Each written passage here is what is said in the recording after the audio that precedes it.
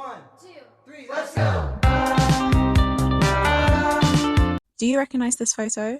This was the moment American President John F. Kennedy found out that the first Prime Minister of Congo, Patrice Lumumba, was no longer alive. You see, in order to understand the current genocide that's occurring in Congo, it's important to understand some of the political context within the country's history. We could maybe describe America and Congo as star-crossed lovers, two countries with the potential for a healthy and fulfilling future, but simply were never meant to be. After the devastating effects of the Second World War, there was a change in momentum for many Africans living in colonized countries. Congo was finally starting to find its voice, with educated Congolese elites forming political parties such as Parti Solidaire Africain, who were helping Congo spark for independence within the Belgian bureaucracy. With the smell of independence in the air, Belgium tried to fight back, forcing a national census vote where only men were allowed to vote against political parties within the Belgian government.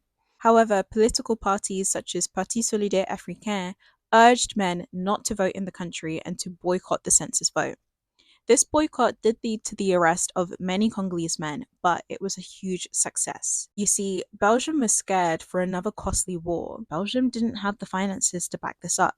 In an attempt to maintain some sort of control, Belgium invited 13 Congolese political parties to the month-long Brussels Roundtable talks. In this table talk, Belgium presented the idea to form a puppet government, which would give the illusion that Congo was in control of its own government, but Belgium would be pulling the strings behind everyone's backs. However, despite the personal and political differences between these 13 political parties, all 13 parties banded together on a unified front in defense of Congo's fight for independence from Belgium. And they won. And so, on June 30th, 1960, Congo was allowed to have a free election to appoint its own Congolese prime minister and president, free of Belgian rule. Now, like I mentioned, these political parties, like in any other country, had their different ideas on how Congo should be run, as well as their own personal differences that stemmed back to pre-colonial times. We're talking ethnic differences, tribal clashes, that kind of thing. Things that stem from centuries and centuries of rivalries between kingdoms, tribes, leaders. So after the free election was called, obviously these political parties did have a lot of disagreements. However, the largest political party that saw the most success within Congo was the Congolese National Movement. The leader of this political party being Patrice Lumumba, Congo's first prime minister. The Congolese National Movement leaned more to the left and emphasized the need for a Pan-African united front of Congo. I think it's important for me to note some of the key points that Lumumba made for his political party when he was elected prime minister. In his speech, and I quote, his vision for the country involves the ending of the suppression of free thought and seeing to it that all citizens enjoy freedoms laid down in the Declaration of the Rights of Man, doing away with discrimination, and bringing peace to the country, not by using rifles and bayonets, but through goodwill. In order to achieve these goals, Lumumba states that the country should count not only on their tremendous strength and immense riches, but also on the assistance of many foreign countries whose collaboration they will always accept if it is sincere and does not seek to force any policy on any sort whatsoever onto them. So now we know what Lumumba stood for in terms of the future he saw in Congo. A week after the free election, Congo's government was confronted with the Congo crisis, a series of succession movements and rebellions. First week of July, a mutiny broke out within the army between the black and white civilians. So Belgium sent its troops to help rescue the white civilians who were trying to flee the country. And in doing so, it also provided military support towards the succession movements within the regions of Katanga and South Kasai, where Belgium had invested a lot of money within mining companies because these regions of Congo yield the most natural resources such as copper, gold, and cobalt. With Congo in crisis, Lumumba then decided to present himself to Eisenhower's administration in hopes of getting military assistance from the US. Unfortunately, he was met with a really poor response. Eisenhower's administration was cold and critical towards Lumumba, and Congo's own ambassador made cannibalistic jokes towards Lumumba himself. The UN did try to send peacekeepers to support the Congolese government in controlling the rebellions, but UN General Dag Hammarskjöld prevented these peacekeepers from being able to support Congo's government within these secessionist states. This is because the UN wanted to negotiate with the secession states rather than helping Lumumba control them so that Congo could be in control of its own natural resources. So, with no financial aid from the US, UN, or support from Congo's own military, Lumumba had no option but to turn to the Soviet Union, who offered a very meager form of military aid to help control the rebellions within the country. However, Lumumba turning towards the Soviet Union triggered a series of events that unfortunately would lead to his death. Here are some important historical figures that you need to know in order to understand what happened to Lumumba, but also what led Congo to be in the situation we're in right now. I also apologize in advance for my butchering of some of these people's names. I am not fluent in Lingala whatsoever, and some of these names belong to different ethnic groups that, even though I'm Congolese, I don't know how to pronounce. So I am going to try my best, but correct me if I'm wrong. One of the most important historical figures in Congo's history being its dictator, Joseph Désiré, also known as Mobutu. Mobutu was a soldier before he went into the world of journalism, and it's also important to note that Mobutu, along with a lot of other Congolese leaders, was definitely leaking Congolese intelligence to Belgium pre-Congo's fight for independence. So it kind of shows where his loyalties lay in terms of Congo's future as a whole. After getting to know his byline, Lumumba and Mobutu became friends, but Lumumba did eventually start to distrust Mobutu, but by this time it was too late because Lumumba had already appointed Mobutu as a higher rank within the Congolese military because he was supported so much by his fellow soldiers. So it's important to understand that Mobutu always had the army's support on his side. Kasavubu was president of the Abaco political party, which was aligned with the Bakongo ethnic group within Congo, which is one of the largest and most powerful ethnic groups at that time, and honestly still to this day. Kasavubu was the first president of the Democratic Republic of Congo, but this was only after he formed a coalition with Lumumba's political party in order for him to have the majority vote. Important fact to note is that Kasavubu was a centrist, whereas Lumumba was a leftist. Basically, although their political parties formed a coalition together, this was definitely only because they were the largest political parties within Congo and therefore knew that if they formed the coalition, they would be able to hold power within the administration, but they had very different leaning political agendas. Finally, Tishombe was president of the Katanga political party, which was supported by his ethnic group, the Lunda. The important thing to note about Tishombe's political history is that his political party only gained 8 seats within the free election, so he didn't hold a lot of power within Congo's administration. However, the ethnic region in which Tishombe did have power, is home to Congo's most mineral-rich region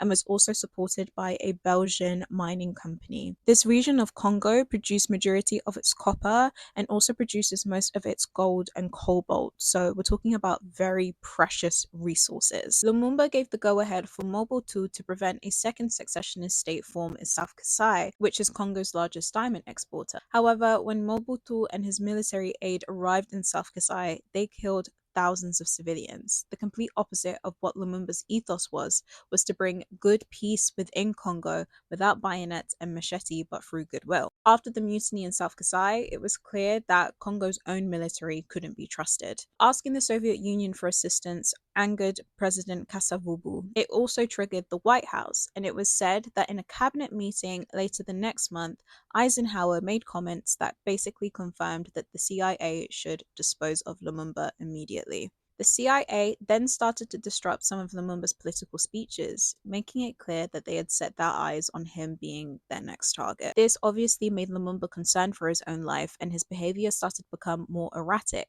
Unfortunately, this made Kasavubu more suspicious of Lumumba's agency of control, and eventually the president removed Lumumba from the government altogether. Surprise, surprise, Mobutu leaked this information back to CIA intelligence, and so, with Belgian and CIA backing, Mobutu arrested Lumumba and his political party members twice. The first time, Lumumba was able to escape, but unfortunately, the second time he was arrested, he met his demise. Mobutu flew Lumumba and 2 members of his political party to the region of Katanga. Concealed CIA records confirmed that the pilots and planes that were used to transport Lumumba to Katanga were issued by the CIA. Lumumba and his two party members were beaten and tortured for hours. After they were beaten to death, it was said that Tishombe was covered in Lumumba's blood. Afterwards, the bodies of the men were covered in sulfuric acid to dispose of evidence, and a Belgian general who was present during the torturing kept Lumumba's molars and fingertip as trophies. Lumumba's death didn't solve anything. Mobutu declared himself as prime minister. However, the government was still struggling to keep control of the rebellions that were happening within the country and the new rebellions that were sparking because of Lumumba's death. Mobutu took advantage of this and formed a second coup with his military aid. He then took over as the new declared president of Congo. Although the CIA did try to deny and conceal its involvement in Lumumba's death, it's been confirmed through various records that they had a huge part to play. When John F. Kennedy ran for president the following year, he was critical towards Eisenhower's administration and their lack of concern and neglect of political African affairs. You see, with tensions of the Cold War brewing, it was important after the Second World War that America didn't side with ex-colonial masters and instead, under the agency of self-determination, aligned itself with the leaders of new independent African nations. You could say that there was a race to the finish line for the Soviet Union and the US to form allegiances with African nations, and this, of course, is all stemmed from natural resources. You see, with the pissing contest that was happening between the US and the Soviet Union, it was important that either one of them felt like they had the one up on important minerals and natural resources that each country could use in opposition to the other. This is one of the reasons why, during John F. Kennedy's presidential campaign, he made a point to visit many African nations and newly appointed African leaders, such as in Ghana. During a president news conference, John F. Kennedy was vocal about his support for Congo's independence, as well as his criticism towards the secessionist states within the country. I think a lot of historians like to fantasize about what the future of Congo could have looked like if John F. Kennedy was president during Eisenhower's administration. If Lumumba had gotten the financial aid that he needed from the US, even though they stated that they were on the side of self-determination and in support of these independent African nations, what Congo would have looked like if it was finally in control of its own natural resources. But of course, that was never going to happen. You see, what's happening now in Congo isn't that different from what happened back in the 60s. That puppet government that Belgium wanted to form, it very much happened. Belgium and America deliberately made sure that Congo wasn't able to take control of its own natural resources. It was just a coincidence that the successionist states in Congo were regions of the land that had the most natural resources. But of course, these Western countries were never going to let an opportunity like that slip through its fingers. And I just wish that the Congolese government was a bit more discerning towards what Lumumba's vision for the country was at the time. Because if Congo was able to build a foundation in which it was able to trade its riches and minerals with the world internationally, the wealthiest country in the world right now literally would be the wealthiest country in the world right now. There is no longer a dictator over Congo for the UK or the USA or Belgium to point their fingers at. The spotlight is on them, and it's important that we as a people unite together in order to bring justice to the country, because the same way Belgium was never going to let up the chance to be able to profit off of the mineral rich lands in Congo is the same way they're not going to now. The reason why there's a genocide in Congo now is because Western countries had never lifted their finger off of the lid on Congo.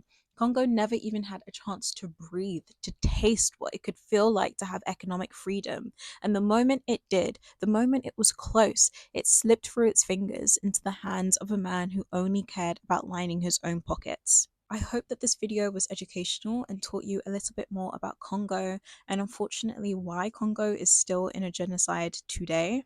Please feel free to watch any of my other videos informing you about what's going on in Congo. What is happening today also has a lot of nuances towards newer companies that have involvement within the country, such as Apple and Tesla. But the political context of Congo is really important to understand how a foundation has been laid in order for these other companies to be able to exploit Congo's natural minerals. And I will be doing my best to repost any other educational content on my platforms. I'm hoping to kind of create a mix of everything so you have a breather from the serious stuff, but you can also stay informed because knowledge is power. Okay, bye.